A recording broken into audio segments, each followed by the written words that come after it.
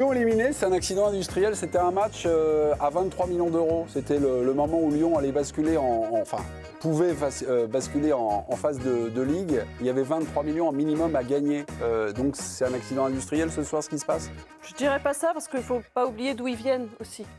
Il y a un an, ils étaient en Ligue 2. Donc se retrouver en Ligue des Champions, ça aurait été un couronnement logique de leur saison dernière, mais c'était assez inattendu si tu te replonges 10 mois en arrière aussi.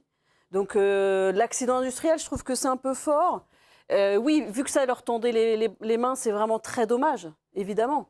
Ça le devient un peu quand même. Mais je pense qu'ils peuvent s'en relever et qu'ils s'en relèveront d'ailleurs. Après, évidemment, comme le dit Dave, c'est dur parce que c'est tout le temps la même histoire, que jamais celui qui est en tour qualificatif, il prend toujours les pieds dans le tapis. Ça fait 5 fois sur 6 sur les 6 dernières saisons. J'avais 7 sur 10. Sur les 10 derniers concurrents, les 10 derniers candidats français, il y en a 7 là, vous êtes pas mal, 7 qui passent à la trappe. C'était un peu notre discussion d'hier, Dave Apadou. Mais je trouve que ça le devient un peu quand même, cette histoire d'accident industriel. Alors évidemment, ils vont certainement retomber sur leurs pattes parce qu'ils ont des ressources, parce qu'effectivement, c'était peut-être pas au programme il y a quelques temps. Mais entre les balles de match qu'ils ont eues en fin de championnat, où c'était quand même dans leurs mains à un moment, cette histoire, elle est vraiment sur les dernières haies, ils l'ont laissé échapper un peu bêtement d'ailleurs. Et là, face à un adversaire qui franchement avait l'air quand même très prenable, qui lui-même ne participe plus à la Ligue des Champions depuis 2008-2009. Donc tu te dis, c'était quand même l'adversaire profilé idéal. C'est d'ailleurs un adversaire qui est plutôt bien réussi au club français. Et tu te dis qu'encore une fois de plus, ça leur échappe. Ça commence à faire beaucoup. Et compte tenu de leur situation, je trouve quand même que ce manque à gagner de 23 millions, il va commencer à peser lourd. Dans les têtes et dans les comptes. Ce qui me gonfle, en fait, c'est que dès l'entame, il n'y a rien eu. Voilà, une entame complètement ratée, manque de rythme. Après, ils se sont bien repris. Ils étaient peut-être grisés par l'enjeu, j'en sais rien. Ensuite. Ils se sont remis bien au bout de 50, 60 minutes de jeu, franchement. La deuxième période, elle a été plutôt... Elle a été bien, mais l'entame a été complètement ratée, alors que c'était le match qu'ils ont préparé toute la semaine. Fonseca a quand même fait tourner tout le 11 contre Toulouse pour ce match-là. Si c'est pour avoir une entame comme ça, franchement, je trouve ça décevant, très honnêtement. Je trouve qu'ils ne sont pas allés la chercher, quoi. Ils y sont pas allés. Mais depuis l'an passé, je crois que c'est à Toulouse, ils prennent 3-0, et alors qu'en faisant, je crois, un match nul était suffisant pour aller chercher la Ligue des Champions. Voilà.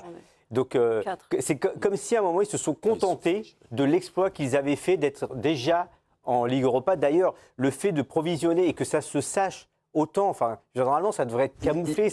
Le budget a été provisionné pour discuter la Ligue Europa, ce qui est normal, ce qui est plutôt logique, qui est plutôt prudent d'une certaine manière. Mais ça n'aurait pas dû se savoir. On aurait dû être dans leur esprit. C'était, on va chercher la Ligue des Champions, on l'aura. Puis si on l'a pas, on est prévu pour ça, on est tranquille. Vikash, hier, on était en train de faire un débat sur le 7 sur 10, sur les 7 candidats français qui ont disputé les barrages. Et sur les 10 derniers, il y en a 7 qui sont pris les pieds dans le tapis. Donc maintenant, Lyon rejoint cette grande famille de losers. Vous nous avez un souvenir, à l'époque où vous jouez à Lyon, il y avait Jean-Michel Aulas, président de l'époque, qui descendait, qui vous disait « les gars, c'est à vous. » Il ne disait pas comme ça, mais il nous faisait comprendre qu'on avait... le budget entre nos mains d'une certaine manière. Voilà, on jouait aussi le point a une valeur financière dans un budget. Je veux dire, il suffit de le diviser par 34, 36, 40 et on sait combien vaut un point. C'est un argument qui touche les joueurs vraiment. Je pose la question parce que je me dis, la simple perspective de jouer une phase de Ligue des Champions, je me dis, en soi, tu n'as pas besoin de sortir le cahier de compte pour les motiver un peu plus. J'imagine qu'en soi, ils ont tous envie, ils crèvent d'envie d'y aller. Quand ton économie est fragile et qu'elle se joue peut-être à une qualification ou pas, et qu'on vient dans le vestiaire, on te le signale un petit peu, tu sais aussi que tu joues pour ça. Et c'est important, je trouve. Je reprends la main dans cet empressement qui me caractérise parfois. Oui, je suis un peu foutraque, j'ai oublié le jingle. Vous assistez donc à l'Élimination Lyonnais, vous assistez à l'équipe du soir, c'est le débat inflammable. Jingle, vous allez voir, il va partir. En tout cas, on me l'a promis en régie. Et puis hier, on était en train de deviser sur ce plateau, finalement se qualifier pour l'Olympique Lyonnais compte tenu du contexte français. Est-ce que ce serait un exploit? Replay avec quelqu'un qui a été là hier. Déjà. Dave Apadou, on y va. Lyon contre Fenerbahçe qui n'a pas joué à la Ligue des Champions depuis 2009, c'est un exploit? C'est pas sérieux. Vous devez avoir peur de Fenerbahçe, ça me surprend. Non, c'est pas ce que je dis. Mais c'est quoi, l'ogre turc qui achète des joueurs de 35 ans qui sont à mi-chemin avec l'Arabie Saoudite? Vous n'êtes pas sérieux. J'ai senti sur ce replay ricaner doucement, Vikash de Il n'a pas 35 ans, mais il sonnerait une goutte, Dave. Voilà.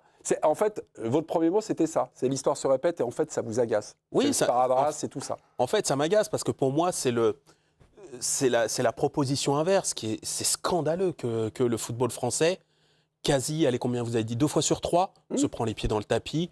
7 fois sur 10. Oui, 70% d'échecs. Voilà, c'est ça. Donc 2 tiers. Ce que je veux dire, c'est ça qui est scandaleux compte tenu de ce qu'est quand même la puissance quand même malgré tout du football français, malgré tout. Ce rapport-là, il est insupportable. Et je me disais que Lyon est a priori quand même pas mal profilé pour justement pas tomber dans ce piège-là. C'est un club qui a une culture européenne, qui souvent est plutôt bon en Coupe d'Europe. En Ligue Europa, désormais. Ouais, et c'est vrai. C'est plutôt la Ligue Europa, mais je veux dire, ils affrontaient une équipe de quoi, là? De Ligue des Champions? Je pense pas non plus. Donc ça veut dire que ce rendez-vous-là, il était entre équipes un peu déclassées. Et moi, je pense quand même que Lyon a plus... Le Fener a quand même énormément investi. Oui, tu dis des joueurs de 35 ans qui vont... Ok, Greenwood, à part lui. Au match aller, c'était pas terrible. Et, au match aller, ils n'ont pas été bons. Mais franchement, ce Les soir... mecs, c'est Skriniar, Alors c'est après, il n'y a Kanté, aucune maîtrise. C'est ça qui te donne l'espoir, c'est que défensivement, ils maîtrisent rien. Le Fener, de tout le match. J'ai l'impression que tu peux les percer, quoi. Effectivement, tu dis, s'ils insistent un peu, le vrai problème, c'est cette première mi-temps à l'envers. Terrible. Mais tu peux pas dire à chaque fois, parce que c'est toujours les mêmes discours aussi, à chaque fois on se dit, ouais, ce club-là, cette équipe-là, ouais, ça va le faire, ils vont pas tomber. Et en fait c'est le plafond, c'est le niveau du foot français, c'est tout. Je vais donner la parole à des gens qui sont certainement plus déçus une nouvelle fois que Virginie Saint-Silly, Dave Pas facile, c'est les ça. supporters lyonnais qui sortent du Parc OL, qui ont été rencontrés, croisés, juste comme ça, par Jérémy Janingro et Jérôme Marie. Écoutez-les. On ressort d'un match comme ça. On sort d'un match comme ça extrêmement déçu parce qu'en fait, figurez-vous qu'on a une équipe quand même à la base qui est capable de rivaliser avec le Fenerbahçe. On l'a monté au match aller. Qu'est-ce que tu veux dire? C'est horrible. C'est qui que vous incriminez là? Il y a un joueur en particulier? Non, vraiment pas. C'est une honte. Franchement, on sort du stade, 2 buts annulés. Franchement, comment on peut faire ça à un cœur humain? C'est cataclysmique.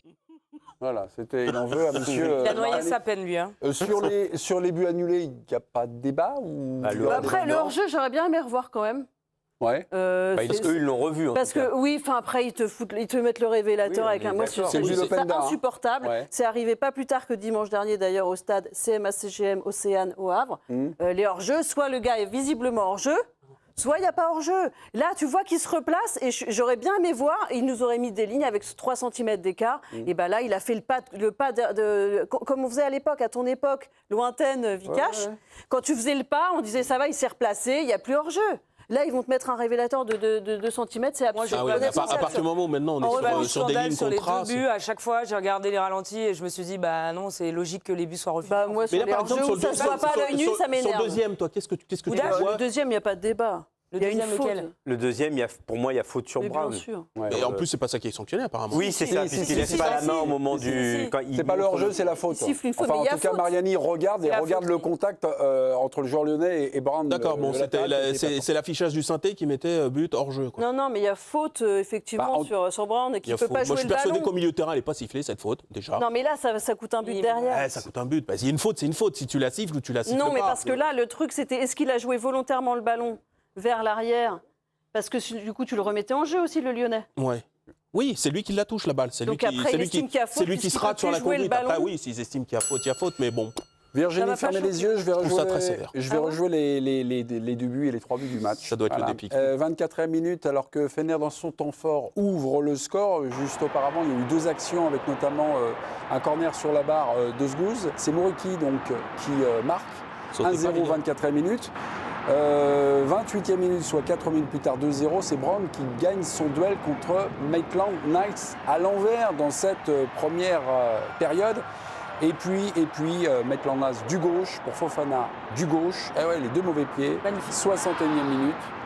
Ils reviennent, il y aura des occasions, il y aura des situations. Bah là, c'est mais 1 minute ou 2 après le là. but de Openda qui est 2 refusé. minutes, Bon, voilà.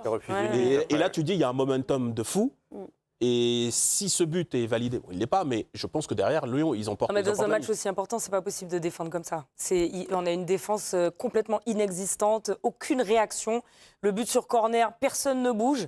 Et ça chaud sur d'autres corners aussi. Première période. C'est impossible de jouer comme ça dans un match retour pour se qualifier pour la Ligue des Champions. Virginie, à quel joueur lyonnais en voulez-vous ce soir? Vous, ce serait plutôt l'un des défenseurs, en tout cas la ligne des défensives. Maitland Nice, parce que franchement, on attend beaucoup de lui. C'est un des joueurs piliers, c'est un joueur d'expérience. Et quand un match vacille comme ça, on se tourne vers ce genre de joueur. Et là, une maille à l'endroit, une maille à l'envers. C'est vrai que c'est ça. C'est très compliqué. C'est ça, c'est exactement. Il n'y a pas de continuité, il n'y a pas de régularité et il n'y a pas de fiabilité. Et c'est un peu dérangeant dans cet effectif-là. Il n'y a pas vraiment de joueur sur lequel on peut se dire, tiens, à part Malik Fofana, mais bon, il n'a pas fait une saison entière depuis qu'il est là. Donc, et il est jeune. Mais il est jeune, mais honnêtement, pour moi, c'était le meilleur ce soir. Mais franchement, en fait, il n'y en avait pas un pour sauver l'autre, honnêtement. Non, mais je crois que c'est Virginie qui en a parlé. C'est Maitland Nice, on va faire un focus dessus. Bon, ok, on peut. Ouais. Mais moi, c'est l'état d'esprit général, le manque d'énergie au coup d'envoi. Au coup d'envoi, d'un seul coup, je me dis, mais attends, c'est Fenerbahçe qui est beaucoup plus fort ou c'est le coup d'envoi, il n'est pas si mal que ça, en fait. Ouais. C'est plus tard que ça commence. Ouais, mais ils sont fébriles, Graif est fébrile. Il n'y a rien, Vicage. Ils sont transpercés 2-3 fois en touchant Moretti. Et ça leur fait peur. Et là, ça leur fait mal. Ah oui, mais moi, je trouve leur fait peur et Graif n'est pas rassurant sur le début. Je trouve qu'il en faut quand même pas beaucoup à cette équipe. Moi, je peux te dire, je pense que ce résultat du match aller, ils n'ont pas su quoi en faire. C'est-à-dire qu'ils sont à 1 partout au match, ce qui maintenant compte plus vraiment. Donc tu te remets, ils se disent, OK, on est meilleur, mais l'air de rien, on renvoie à 0-0. Cette équipe-là de Fenerbahçe, sur un coup, elle arrive à te renverser parce qu'elle a un talent comme Greenwood, des choses comme ça.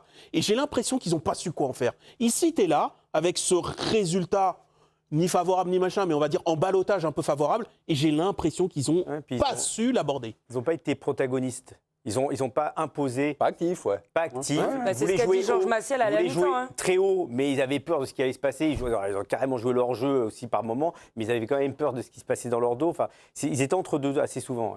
Vous avez critiqué, je prends le sillon creusé par Dave Apadou, vous avez critiqué l'attitude générale. Quand on joue avec ces 3 attaquants-là, les Openda, les Fofana, les Nuama, c'est les dragsters et tout ça, est-ce qu'à la perte, il faut que les mecs aient un comportement, on va dire, agressif. Alors, on tombe souvent sur le kick, Kylian Mbappé, on en reparlera ce soir, mais voilà. Moi, j'ai trouvé que ce premier rideau, par exemple, sur le but, c'est pas possible. Il doit aller serrer.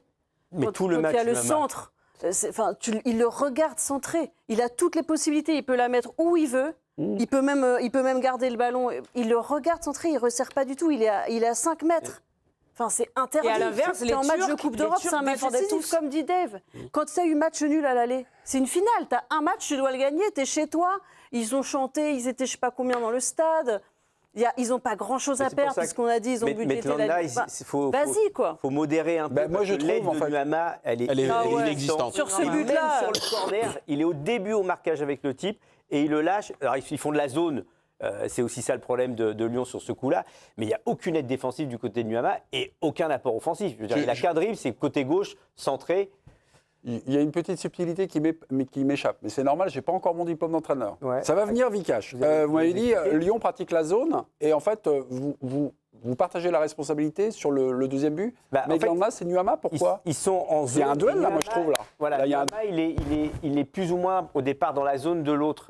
Et sauf que quand on est en zone, on est à l'arrêt défensivement. Ouais. Et l'autre arrive lancé. Donc si Nuama le suit à 2, ils peuvent un peu le bloquer.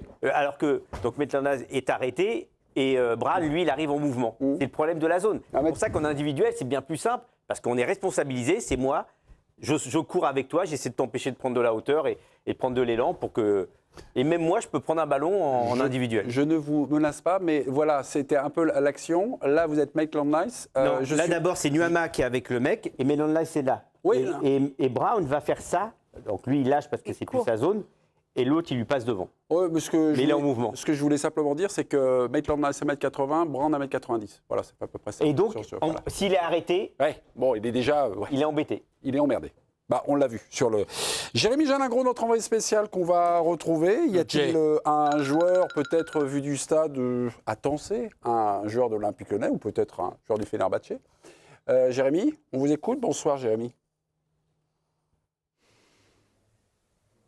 Moi, j'ai été déçu par 2 joueurs. Je vais citer Maitland-Niles d'abord. Je pense qu'il n'était pas au courant que la saison de l'Olympique Lyonnais se jouait ce soir. Quand on voit son marquage sur un des 2 buts, c'est juste pas possible de laisser 3 mètres à un centreur. Il n'a jamais été présent et concerné par ce match. L'autre, c'est Kluivert en défense sur la fin de match. C'est lui qui doit aussi relancer, impulser quelque chose. Et il est resté très laxiste. Il n'a jamais rien montré. Il a manqué de personnalité, une grande fébrilité. On était consternés depuis la tribune. C'est pour ça aussi que je vais poser cette question-là au coach Fonseca, si j'ai la possibilité, lui demander pourquoi il reste avec cette équipe aussi longtemps et il fait son premier changement seulement à l'heure de jeu. Est-ce qu'il était satisfait par cette équipe ou qu'il voulait lui laisser du temps? C'est vraiment ce qui m'interroge moi en ce moment.